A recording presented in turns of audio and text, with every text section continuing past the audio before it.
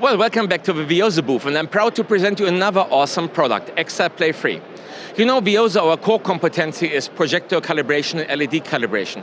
And in the past, or we still do export to a lot of magnificent media servers like Pixera, for example. On the other hand, we also created our own media server called EXAPLay 3. And the great thing, why are we doing this? Because at the very end, a lot of this very high-end media servers gets too complex. And we wanted to have a media server that fits to 90% of your needs. And I think we overachieved this. And the great thing, it's completely new modern architecture. You see, this EXAPLay interface actually running in the web browser. So we have a magnificent C++ core that does the stuff, but you can easily access EXAPLay through the browser.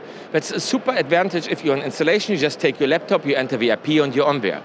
EXAPLay 3 offers the capability to create timelines and to create queue lists, so it's very nice to set up two different kinds of show logic. In addition, you can add as many screens as you want to. From our biggest machines, we play 32 displays, and all of the timelines inside, they can run independently from another. So you have queues, you have jumps, you have external control, you have time code, you have all the things that you basically need in a show. One thing that I really love in the new version of EXAPLay 3 is the EXAPLay operator panel.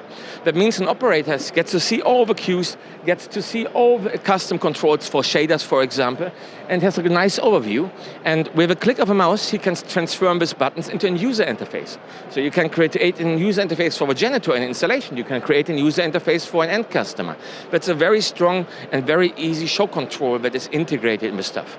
Another point that is cool about EXAPLay 3, and I will show you this in live, is that I actually can warp inline object.